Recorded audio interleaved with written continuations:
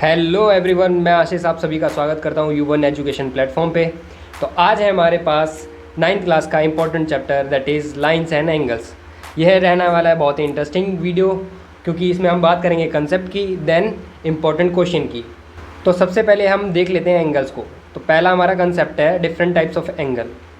पहला एंगल है हमारे पास एक्यूट एंगल। एक्यूट एंगल कौन से होते हैं? जो लेस देन 90 होते हैं।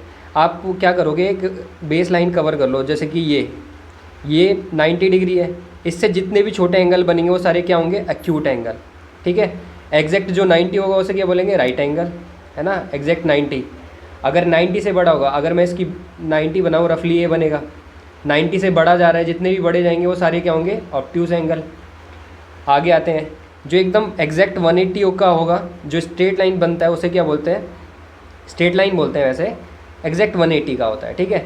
अगर 180 से ज़्यादा हो गया तो उसे बोलेंगे रिफ्लेक्स एंगल। अगर कंप्लीट हो जाता है, पूरा एंगल पूरा सर्कल की तरह हो जाता है, तो उसे बोलते हैं फुल एंगल, या फिर कंप्लीट एंगल भी बोलते हैं इसे। ठीक है। तो एक चीज़ का ये है हमारे डिफरेंट टाइप्स ऑफ एंगल, समझ में आ गया। एक चीज़ का ध्यान रखेंगे, जो ऑब्ट्यूज होता है वो ग्रेटर देन 90 होता है, बट लेस देन 180 होता है ना। अगर 180 से ज़्यादा जा रहा है, ये देखिए, अगर मैं इसमें ड्रॉ करूँ तो ये 180 से ज़्यादा जा रहा है, मतलब वो रिफ्लेक्स हो गया। तो ये डिफरेंट टाइप्स ऑफ एंगल थे। अब आते हैं लाइन पे। तो लाइन भी डिफरेंट टाइप्स की होती है। तो सबसे पहली लाइन है हमारे पास इंटरसेक्टिंग लाइन। इंटरसेक्टिंग लाइन का मतलब होता है कि दो लाइन कट कर रही हैं, या फिर दो भी हो सकती हैं, दो से ज़्यादा हो सकती हैं, तो उन्हें इंटरसेक्टिंग लाइन बोलेंगे। और जहाँ पे कट कर रही है उसे बोलते हैं इंटरसेक्टिंग पॉइंट। ठीक है। तो और दूसरी है हमारे पास पैरेलल लाइन। इसको क्या बोलेंगे? Parallel line. अब पूरे चैप्टर में हमें ये दो लाइन ही इंपॉर्टेंट से समझनी है, एक इंटरसेक्टिंग और पैरेलल। पैरेलल बहुत इंपॉर्टेंट है क्योंकि इसके कंसेप्ट ज़्यादा हैं। तो सबसे पहले इंटरसेक्टिंग लाइन को ख़त्म करते हैं, इसकी क्या क्या फिनोमेना है या फिर क्या क्या चीज़ें हैं। तो सबसे पहली बात, हम इसमें एंगल में डील करेंगे। ठीक है। तो यहाँ पे बराबर होता है एंगल, ये वाला इक्वल टू दिस। अब मैं इसका नेमिंग भी करना ज़रूरी है, जैसे कि ये पी, यहाँ पे मैं नेमिंग दे देता हूँ, ए और बी है। तो इस एंगल का नाम क्या होगा? इस वाले का, इस वाले का होगा, हमेशा एंगल बीच में आता है, P O Q. P O Q बराबर होगा किसके? इस वाले के, जो नीचे वाला है। इसका नाम क्या होगा? ए ओ बी। ए ओ बी। रीज़न क्या होगा? Vertically opposite angle. हमेशा आपको रीज़न लिखना है, क्योंकि इस वाले चैप्टर में रीज़न के मार्क्स होते हैं। सिमिलरली ये वाला एंगल बराबर होगा किसके? इसके। अब इस वाले एंगल का नाम क्या है? इस वाले का, इसका नाम है P O A equal to, इधर वाले का नाम क्या है? Q O B. Same reason, vertically opposite angle. इसमें आपको याद ये रखने हैं, कब? जब इंटरसेक्टिंग लाइन होगी। एक और चीज़ आप ध्यान क्या रख सकते हैं, मैं इसको रब करता हूँ, कि जब भी एक स्ट्रेट लाइन है, एक स्ट्रेट लाइन है, उस पर कितने भी एंगल बने, उन दोनों का या तीनों का जितने भी एंगल पड़ रहे हैं उसका पूरा सम क्या होगा? 180। रीज़न क्या रखोगे आप? स्ट्रेट लाइन लिख सकते हो या फिर लीनियर पेयर भी लिख सकते हो। तो मतलब ये जो ये दोनों एंगल है, एक ये एंगल बन रहा है और एक ये एंगल बन रहा है, इन दोनों का सम क्या होगा? 180। तो मैं यहाँ पे लिख देता हूँ, एक एंगल है पी ओ क्यू, ये वाला, और दूसरा है P O B. P O B, इनका सम क्या होगा? 180। और रीज़न क्या लिखोगे? लीनियर पेयर, या फिर स्ट्रेट लाइन भी लिख सकते हो आप। सिमिलरली ऐसे भी होगा, है ना। और ध्यान से देखेंगे तो ऐसे भी हो सकता है। जब भी आपको स्ट्रेट लाइन दिख जाए, हमेशा लीनियर पेयर लगाना है। ठीक है। तो अगले कंसेप्ट की ओर आगे बढ़ते हैं, जो कि है हमारा पैरेलल लाइन। आप अपने नोट्स साथ में प्रिपेयर करते चलें, वो ज़्यादा बेटर रहेगा। तो ये हमारी पैरेलल लाइन होती हैं। पैरेलल लाइन के बारे में अच्छे से समझेंगे, पहले आइडेंटिफाई कर लेते हैं। अच्छा, इनमें बताओ पैरेलल लाइन कौन सी है और इंटरसेक्टिंग कौन सी है? तो पैरेलल लाइन वो होती है जो एकदम इक्वल चल रही है, उनके बीच का डिस्टेंस हमेशा बराबर रहता है, तो ये पैरेलल लाइन है। सिमिलरली ये देखो, ये भी है, इनके बीच का डिस्टेंस कहीं से भी नाप लो तो बराबर ही मिलेगा, तो ये भी पैरेलल लाइन है। बट ये नहीं है। ऐसा क्यों? ये एरो इंडिकेट करता है कि लाइन आगे तक जा रही है ना। दैट मीन्स ये भी जाएगी और ये कहीं ना कहीं पे कट कर जाएंगी, इसलिए हम इसको बोलते नहीं है। तो ये कौन सी लाइन है? ये इंटरसेक्टिंग है, इंटरसेक्टिंग लाइन है ये। ठीक है। ये दोनों पैरेलल हैं।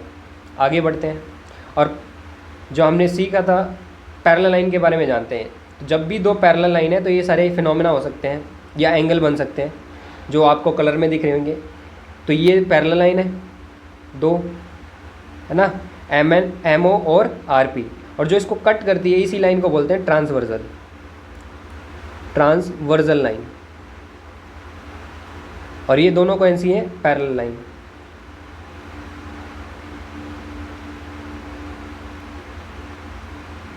अब इस पे जो एंगल बन रहे हैं उनको देख लेते हैं। जैसे कि जो ग्रीन पोर्शन है वो बराबर होगा ग्रीन की, रीज़न क्या होगा? Corresponding angles. अब ये जो नीचे वाला है जो रेड में दिख रहा है आपको, ये वाला, ये इसके बराबर होगा कॉरस्पॉन्डिंग एंगल। ये वाला येलो इसके बराबर होगा कॉरस्पॉन्डिंग एंगल। ये ब्लू कलर इसके बराबर होगा कॉरस्पॉन्डिंग एंगल। अब ये मतलब क्या है, इसको नेमिंग से समझते हैं। ठीक है, मैं यहाँ पे आपको नेमिंग से समझाता हूँ। जैसे कि ये इतने सारे एंगल बने, मैंने इसको नेमिंग कर दिया। ठीक है, यहाँ पे मैं आपको नेमिंग से समझाता हूँ। तो कॉरस्पॉन्डिंग एंगल कौन कौन से होंगे वो देखिए। कॉरस्पॉन्डिंग एंगल वो होते हैं जो एक ही साइड पे होते हैं और एक जैसी कंडीशन दिखाते हैं। कॉरस्पॉन्डिंग एंगल जैसे कि एंगल 1 बराबर है एंगल 5 के। यहाँ पे कलर मत देखना, यहाँ पे वो देखो आप, लाइन के ऊपर है और ये भी लाइन के ऊपर है और एक साइड है, तो एंगल 1 बराबर होगा एंगल 5 के। रीज़न क्या होगा? Corresponding angle. ऐसी एंगल 3 बराबर होगा किसके? एंगल 7 के, क्योंकि ये लाइन के नीचे है और ये भी लाइन के नीचे है। ठीक है, तो ये कंडीशन बनाएगा क्या? कॉरस्पॉन्डिंग। अब आप इधर की तरफ देखेंगे तो एंगल 2 बराबर होगा किसके? एंगल 6 के, क्योंकि ये लाइन के ऊपर है और ये भी लाइन के ऊपर है और एक साइड है। ये एक साइड ही होने चाहिए। ठीक है, ऐसी एंगल 4 बराबर होगा 8 के। देखिए वीडियो का एक ही फ़ायदा, आप रिवाइंड करके बार बार इस चीज़ को समझ सकते हैं। ठीक है, तो मैं अब आगे बढ़ता हूँ। और कौन कौन से रिलेशन होते हैं? इनमें बहुत सारे रिलेशन होते हैं। इसके बाद आता है alternate interior angle. Alternate interior angle, तो जब भी आपको क्रॉस में चल जाए तो वो क्या होंगे? अल्टरनेट। ठीक है, और इंटीरियर मतलब लाइन के अंदर है तो वो इंटीरियर होंगे, बाहर है तो वो एक्सटीरियर हो जाएंगे। वो कैसे है देखो, तो अल्टरनेट इंटीरियर का मतलब है 4 बराबर होगा 5 के और 3 बराबर होगा किसके? 6 के। ऐसे ही हमारे पास एक और होता है क्या? Alternate exterior angle.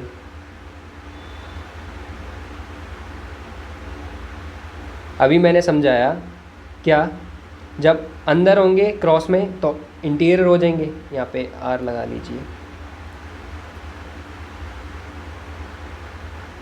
ठीक है, अगर बाहर होंगे जैसे कि ये क्रॉस में चल रहे हैं, ये एंगल 2 और 7 क्रॉस में चल रहे हैं लेकिन लाइन के बाहर है, तो एंगल 2 बराबर है किसके? एंगल 7 के। सिमिलरली एंगल 1 बराबर है एंगल 8 के। तो जब भी ऐसी क्रॉस की कंडीशन आती है लेकिन लाइन के बाहर होते हैं तो उसे क्या बोलते हैं? Alternate exterior. एक्सटीरियर का मतलब ही होता है बाहर, तो ये कंडीशन बराबर होंगी। अच्छा, और भी कंडीशन होती हैं क्या, वो भी देख लेते हैं। एक तो वो ध्यान रखेंगे आप, इंटरसेक्टिंग में सीखा था, वर्टिकली अपोजिट। 2 3 के बराबर होगा, 1 4 के बराबर होगा।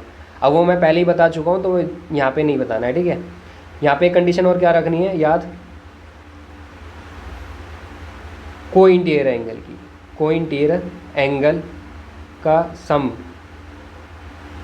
180 के बराबर होता है, एंगल सम।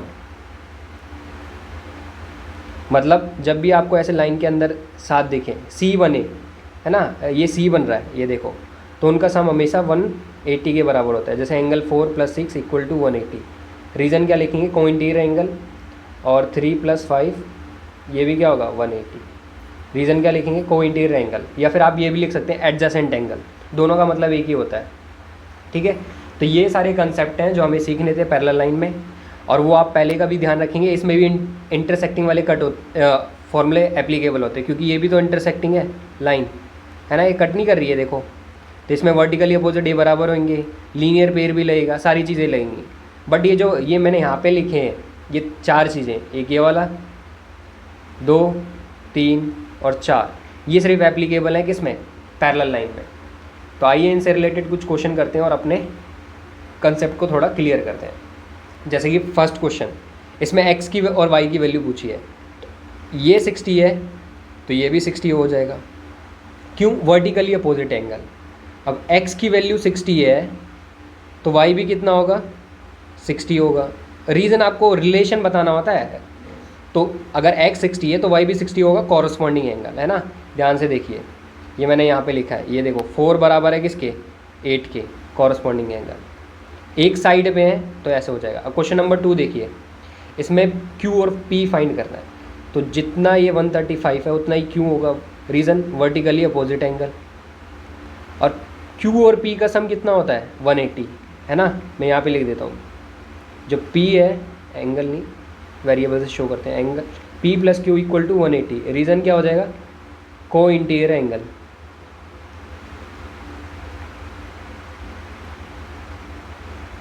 अब q पता है आपको 135 है, q की वैल्यू पता है तो p निकल जाएगा, है ना। उधर जाके माइनस हो जाएगा 135, तो कितना आ जाएगा 45 डिग्री। तो p कितना निकल गया, 45 डिग्री। अगला क्वेश्चन देखिए, अब इसमें a भी फाइंड करना है, तो जितना ये 70 है उतना ही a होगा 70।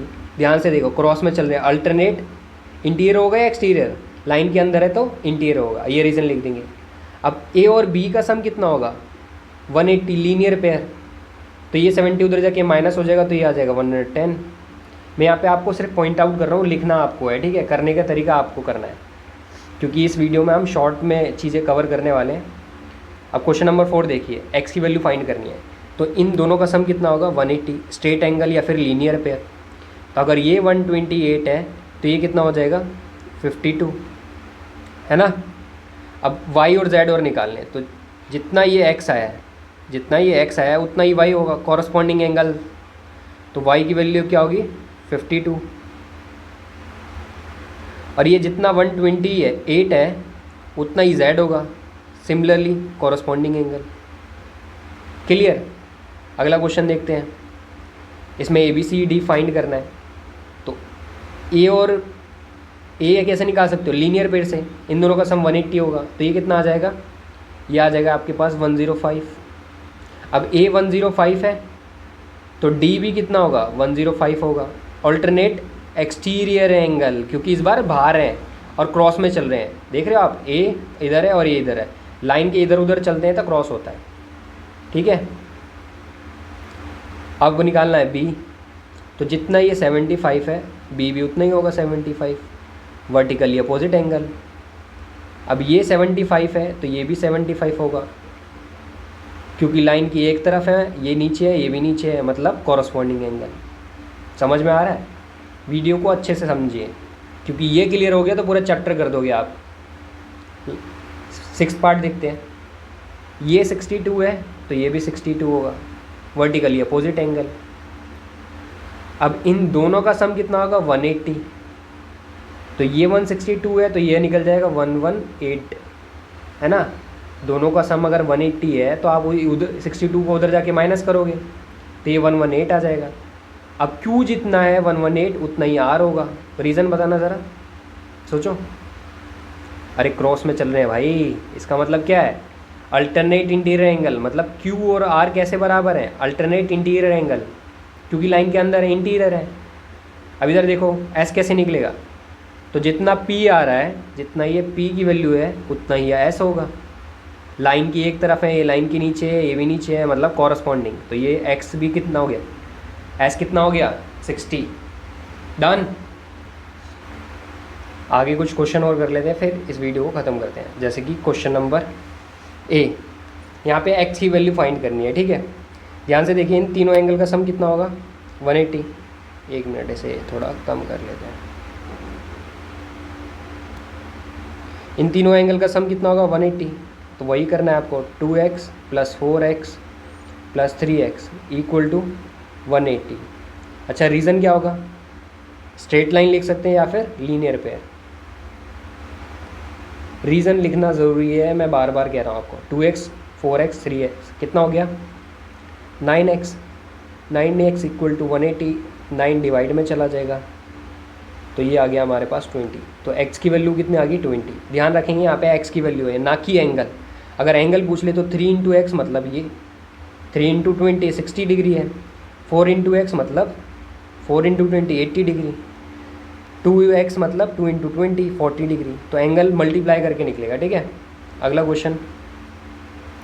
तो यहाँ पे x निकालना है ना, तो दोनों एंगल का सम कितना होगा? सिंपल, दोनों एंगल का सम कितना होगा? 180। लीनियर पेयर लग रहा है, ध्यान से देखो ना, स्ट्रेट लाइन जब भी दिख रही है लीनियर पेयर लगा दो, तो x की वैल्यू क्या आ जाएगी? 180 माइनस 120, ईजी। तो ये आ गया 60 डिग्री, x की वैल्यू क्या आ गई? 60 डिग्री, तो ये भी क्या होगा? 60 डिग्री। क्यों? वर्टिकली अपोजिट एंगल, या फिर x है दोनों में, तो वैसे भी समझ सकते हो। अगला क्वेश्चन, अब यहाँ पे फाइंड करनी है फिर से x की वैल्यू। अब ध्यान से देखो, ये मैंने रिलेशन बताया था इसका कुछ, जब भी c दिखता है तो ये होते हैं को इंटीरियर एंगल, तो इन दोनों का सम क्या होता है? 180।